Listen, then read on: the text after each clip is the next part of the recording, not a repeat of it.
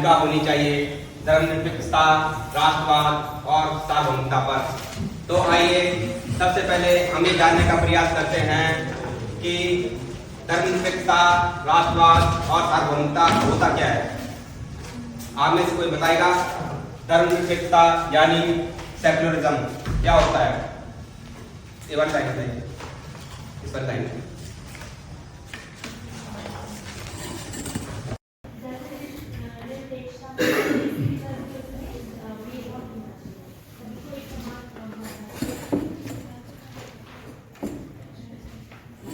जैसा कि मीना मैम ने बताया, धर्मनिरपेक्षता एक ऐसी व्यवस्था है जिसमें सभी प्रकार के धर्म को अस्वीकार किया जाता है और सभी धर्मों को एक समान रूप से माना जाता है। प्रत्येक व्यक्ति को किसी धर्म को मानने और अपनाने की स्वतंत्रता है। राज्य का अपना कोई धर्म नहीं होता है। अब धर्मनिरपेक्षता की विशेषता, जैसे राज्य का अपना कोई धर्म नहीं होता है। राज्य से आप क्या समझते हो? धर्मनिरपेक्षता में राज्य से आप मतलब क्या समझ पा रहे हो कि राज्य कैसा होना चाहिए? बताओ तो। एक राज्य ऐसा होना चाहिए जो किसी धर्म से प्रेरित ना हो, उसकी अपने कोई नियमावलियों को कानून हो। राज्य को हम मतलब राज्य कौन कौन हो सकते हैं जो उसको ना माने, धर्म को ना माने? कोई हो सकता है। इसमें राज्य नाम आ रखा है धर्मनिरपेक्षता में राज्य। तो राज्य हमारा कैसा होना चाहिए? राज्य हमारा एक कक्षा हो सकती है, क्योंकि हमें सब धर्मों को समान अवसर देना चाहिए। राज्य उत्तराखंड भी हो सकता है, यूपी भी हो सकता है, एक देश भी हो सकता है, अलग अलग तरह के हो सकते हैं। यह किसी भी व्यक्ति के साथ उसकी आस्था के आधार पर भेदभाव नहीं करता है। राज्य किसी भी व्यक्ति के साथ उसकी आस्था के साथ भेदभाव नहीं करेगा।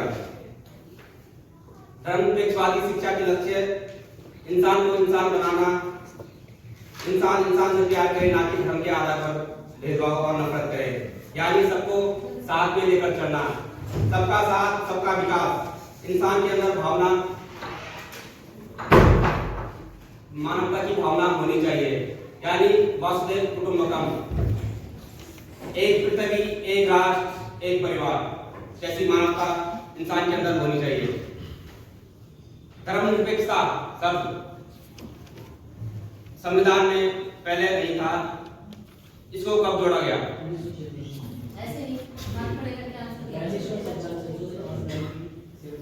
जैसे कि मनु ने बताया कि धर्मनिरपेक्षता शब्द मूल संविधान में वर्णित नहीं था। इसको 42वें संविधान संशोधन 1976 के द्वारा संविधान की प्रस्तावना में रखा गया। आइए जानते हैं एक शिक्षक की क्या भूमिका होनी चाहिए धर्मनिरपेक्षता पर। शिक्षक की बात करें तो एक टीचर का रोल बहुत महत्वपूर्ण हो जाता है कि टीचर ऐसा होना चाहिए कि जो बच्चों को हमारी धार्मिक विविधता है उसको सम्मान करना सिखाए। जो धार्मिक विविधता है, अलग अलग धर्म के लोग हैं, उनका सम्मान करना सिखाए। प्रत्येक विद्यार्थी को सभी धर्मों को एक साथ और समान रूप से देखना चाहिए। शिक्षक को हर प्रकार के पक्षपात से मुक्त होना चाहिए। शिक्षक को किसी से भेदभाव नहीं करना चाहिए, भेदभाव रहित होना चाहिए।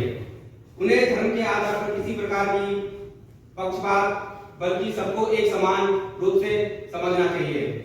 शिक्षक ऐसा हो जो विद्यार्थियों को समानता, प्रेम और सहानुभूति प्रदान करे। किताबी ज्ञान देना तो बहुत आसान है, लेकिन शिक्षक को के द्वारा व्यवहारिक ज्ञान देना बहुत जरूरी है। बच्चों को मानवता का विकास करवाना शिक्षक का कर्तव्य है। वही अगर हम शिक्षक की बात करें तो हमारे उसमें विद्यालय का भी बहुत ज्यादा महत्वपूर्ण रोल हो जाता है। अवसर की समानता देना विद्यालय का कर्तव्य बनता है। विद्यालय सभी बच्चों को बढ़ने की स्वतंत्रता दे, बच्चों का विकास करने की स्वतंत्रता दे और जाति, धर्म, लिंग के आधार पर किसी भी बच्चे को अवसर देने से वंचित ना करें। इसके बाद नेक्स्ट टॉपिक है हमारा राष्ट्रवाद यानी नेशनलिज्म। राष्ट्रवाद क्या है? नेशनलिज्म से आप क्या समझते हैं? ये वाली नहीं, आप व्यक्तिवाद को छोड़कर और समाजवाद को छोड़कर हमें एक राष्ट्र के हित के बारे में जानना चाहिए। राष्ट्रवाद मतलब अपने राष्ट्र के प्रति प्रेम।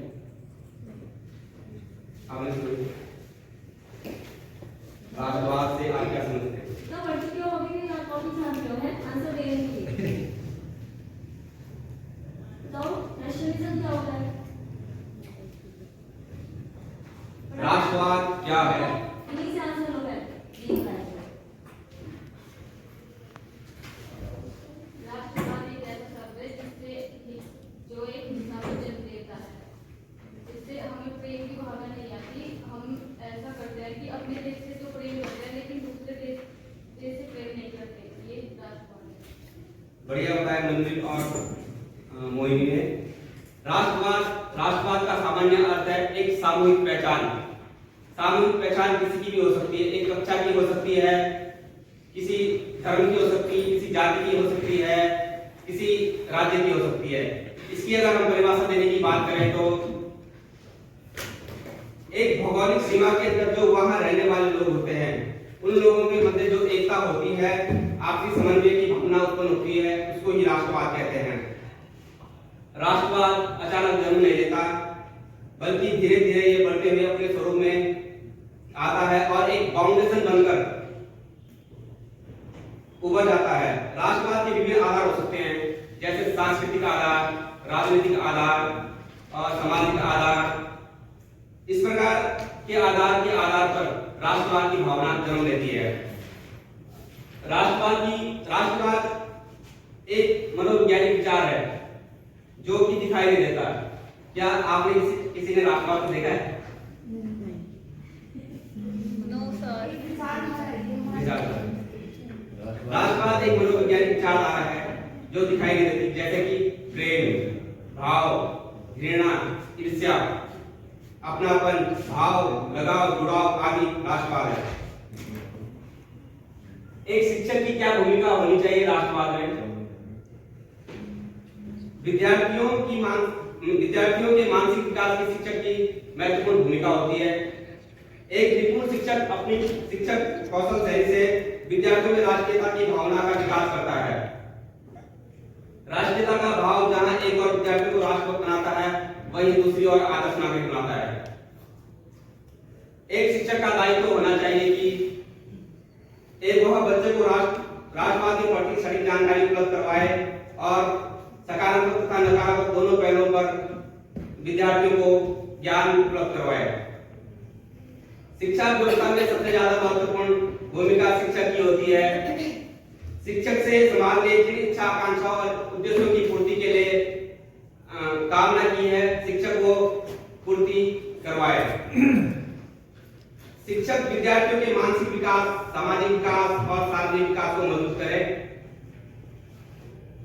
जैसे कि राष्ट्रवाद में हम समझ सकते हैं, मैं शिक्षक हूं और मैं गढ़वाल से बिलोंग करता हूं, तो मैं रुड़की में आकर या इस विद्यालय में आकर ये नहीं बोल सकता हूं कि ये गढ़वाली तो मैं इन्हीं को ज्यादा, मैं बोलूंगा ये लोग इनका कल्चर अच्छा है, मैं इन्हीं को ज्यादा प्रेफरेंस करूंगा, मैं बाकी लोगों को भूल जाऊं।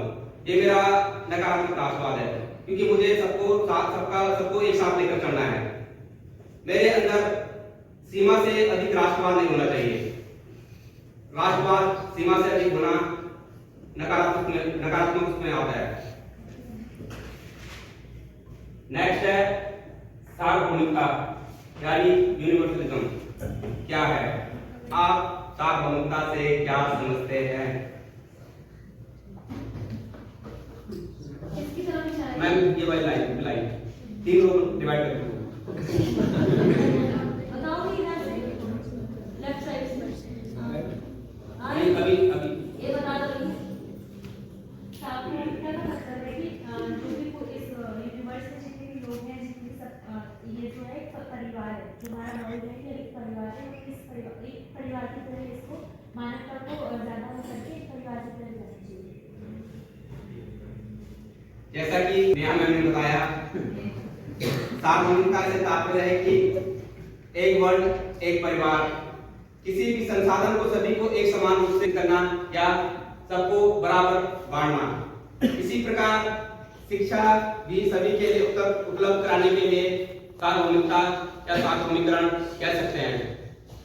सार्वभौमिकता में जितने भी जाति, वर्ग, धर्म, लिंग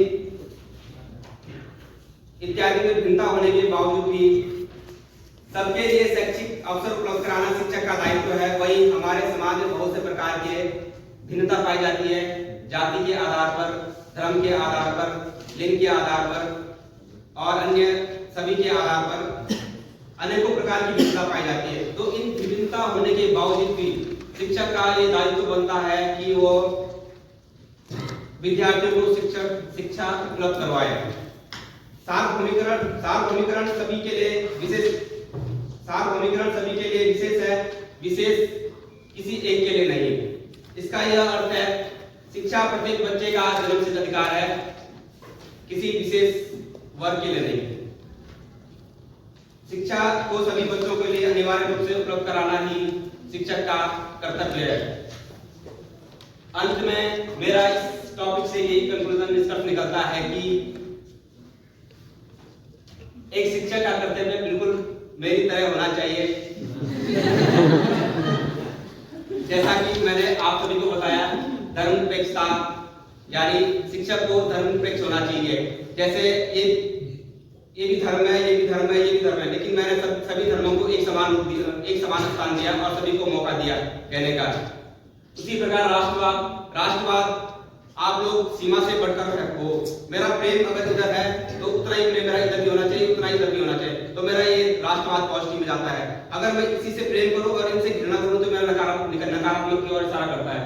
और सार्वभौमिकता, मेरी ये कक्षा पर्टिकुलर इस वर्ग के लिए नहीं थी, मेरी सबके लिए समान रूप से थी। और ये मेरा सार्वभौमिकता का सार्वभौमिकरण है जो कि आप सबने ग्रहण किया। और शिक्षा हर बच्चे का जन्मसिद्ध अधिकार है, किसी पर्टिकुलर एक का नहीं। धन्यवाद।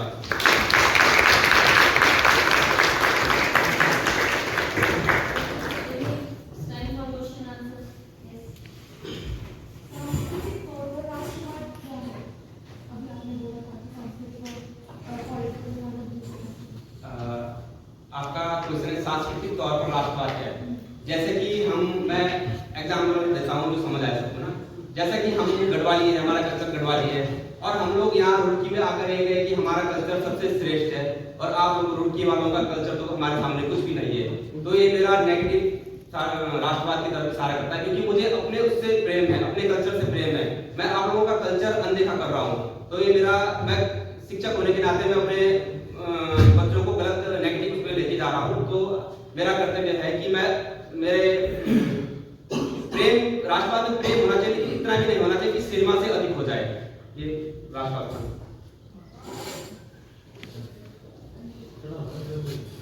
जैसे राष्ट्रवाद में भी हम सबको एक साथ लेके चलते हैं, सार्वभौमिकता में, तो इन दोनों में क्या है? राष्ट्रवाद और सार्वभौमिकता में अंतर। राष्ट्रवाद, अगर हम किसी राज्य की बात कर रहे हैं तो अगर हमें अपने राज्य से प्यार है तो हम उस राज्य के लिए सब कुछ सुविधाएं उपलब्ध कराने के लिए हम किसी दूसरे राष्ट्र के प्रति वो नहीं करेंगे। उसका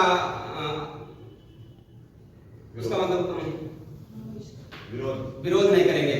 और सार्वभौमिकता में कि सबको एक साथ लेकर सबका विकास करना या जो चीजें हैं सबको एक साथ उपलब्ध कराना, ये सार्वभौमिकता। आपने लिखा है आपने बताया धर्मनिरपेक्षता के बारे में आपने बताया। क्या भारत में धर्मनिरपेक्षता स्वतंत्रता के बाद आया, जब संविधान लागू होने के बाद, या उससे पहले से ही धर्मनिरपेक्ष था भारत में? सुप्रीत सर, धर्मनिरपेक्षता तो भारत में शायद पहले से ही था, लेकिन धर्मनिरपेक्षता शब्द संविधान लागू होने के बाद जोड़ा गया, क्योंकि भारत एक धर्मनिरपेक्ष देश है। भारत एक धर्मनिरपेक्ष देश है और हम सभी धर्मों को एक समान अवसर देना चाहते हैं, इसलिए ये धर्मनिरपेक्षता शब्द बाद में जोड़ा गया। कुछ कहना चाहते हैं सांसद के लिए? उन्होंने बोला है कि धर्मनिरपेक्ष पहले से है, परंतु मुझे लगता है कि संविधान लागू होने के बाद धर्मनिरपेक्ष भारत नहीं, शब्द बाद में आया। वो ये कह रहा है, मैंने शब्द के लिए पूछा ही था। वो ये कह रहा है, गौरव ने मुझे समझ पाया, इसने जो आंसर दिया, इसने ये बोला कि संविधान लागू होने से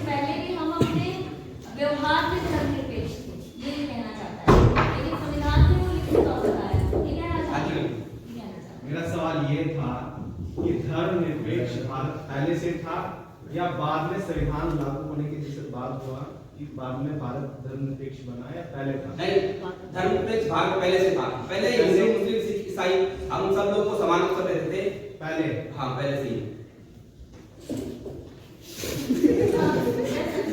मुगल शासन में जो उनके सेनापति होते थे सारे हिंदू होते थे। हिंदू मुस्लिम सिख ईसाई। और ऐसे ही आप देखो हिंदू राज्य में जो उनका मेन सेनापति होता था शिवाजी का या किसका भी शब्द तो अपने धर्म को फॉलो करते हैं। पहले तो फॉलो करते थे, वो तो शब्द बाद में जोड़ा गया। शब्द जोड़ा गया लेकिन व्यवहारिकता में तो था पहले से। आप कह सकते हैं। मैडम मेरा क्वेश्चन ये था, जो भारत की वर्तमान राजनीतिक परिस्थिति है उसमें धर्मनिरपेक्षता का ह्रास हुआ है या वो बढ़ी है? मेरे ख्याल से तो ह्रास हुआ ह्रास है। हुआ। बाकी लोगों से और भी बताओ ये। मेरे ख्याल से अभी तो ये कि राजनीति में धर्म के नाम पर वोट बैंक, अभी देखो कि हमारे यहाँ भी उत्तराखंड में चुनाव स्टार्ट हुए हैं। पहले अभी लोगों ने ग्रुप बनाना स्टार्ट कर दिए फेसबुक और इंस्टाग्राम में कि ज्यादा से ज्यादा लोग जुड़े, और जैसे जाति आधारित भेदभाव, ओबीसी का अलग ग्रुप बन रहा है, एससी एसटी का अलग ग्रुप बन रहा है और इसी आधार पर वोट बैंकिंग हो रही है। ये भी चुनाव मुद्दा है। जैसा आपने बोला सबका साथ सबका विकास है, कहीं से प्रेरित था या आपको खुद की वजह है? ये तो ये तो ये कैंपेनिंग चल रही है यहाँ पे क्लास में। सबका साथ सबका विकास आचार संहिता के अगेंस्ट है। आचार संहिता लागू हो चुकी है और ये लाइन अगर होते हुए पकड़े जाओगे तो किसी पर्टिकुलर पार्टी में हो जाएगा। किसान लाइन से पसंद है। हाँ? राष्ट्रवाद लोगों में कैसे जन्म लेता है? राष्ट्रवाद लोगों में कैसे जन्म लेता है?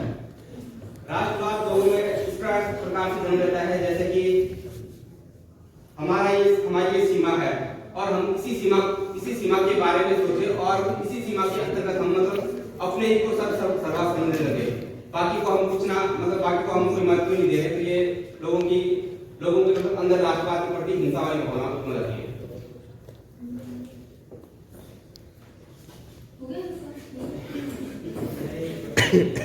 जो राष्ट्रवाद सरकार है अंतर्राष्ट्रीय